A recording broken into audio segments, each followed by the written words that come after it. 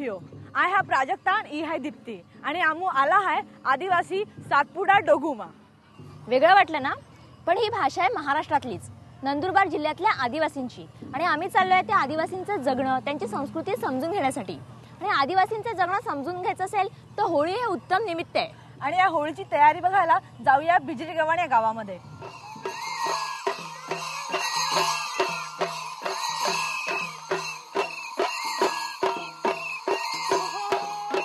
सातपुड्यात राहतात ते भिल्ल आदिवासी।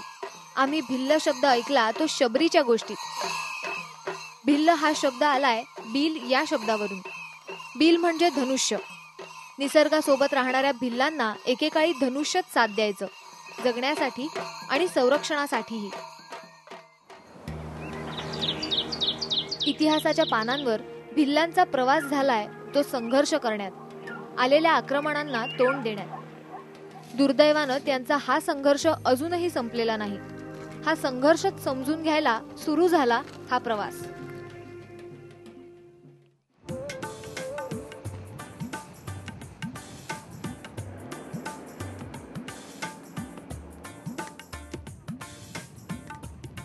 आज हा भिल्ल कुठे आहे, काय करतोय, यासाठी आम्ही पोहोचलो बिजरी गव्हाणच्या वज्र्या तडवींकडे। वज्र्या दादा MA झालेले, शेती करतात। सकाळीच ते होळीचं सामान आणायला बाजारात गेले होते। त्यांच्या घरात होळीची तयारी काही दिवसांपासूनच सुरू झालेली।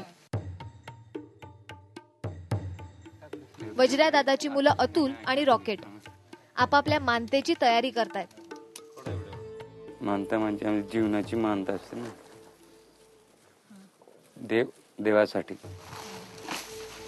आज रात्री हे तिघं ओली मायला भेटायला जाणार आहेत। ओली माय म्हणजे होळी माता।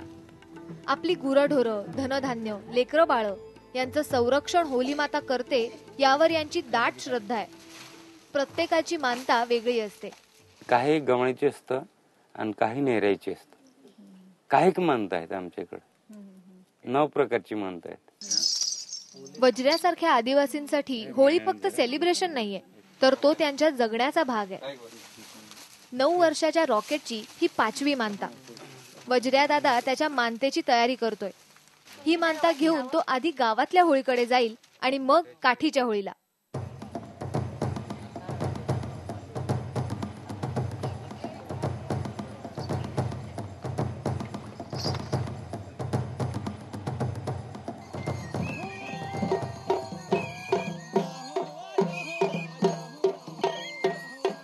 गावातली होळी पेटल्यावर हे असे जथ्थे बाहेर पडतात।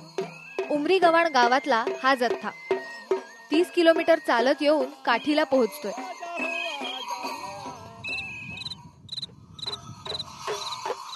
आम्ही बघतो काठीच्या दिशेनं लोकांचा ओघ वाढत चाललेला।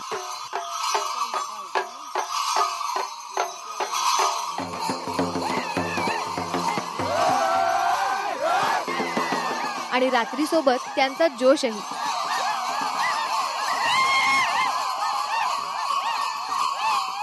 अशा प्रकारे हा प्रचंड उत्साहात, जल्लोषात आणि घुंगरांच्या कोलाहलात परिसरातल्या गावातल्या आदिवासी काठीच्या होळीस येत आहेत। त्यांच्या गावाच्या होळ्या लावल्यावर आता ते काठीकडे येत आहेत। आपण त्यांच्याकडूनच जाणून घेऊया ते कुठल्या गावातून आलेले आहेत।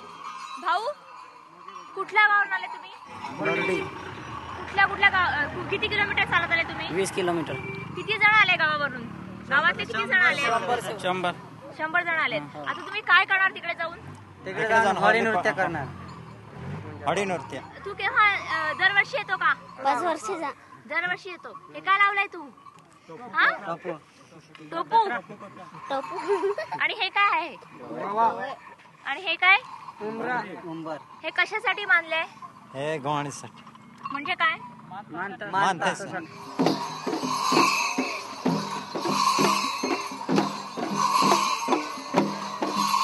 आम्ही काठीत येऊन पोहोचतो।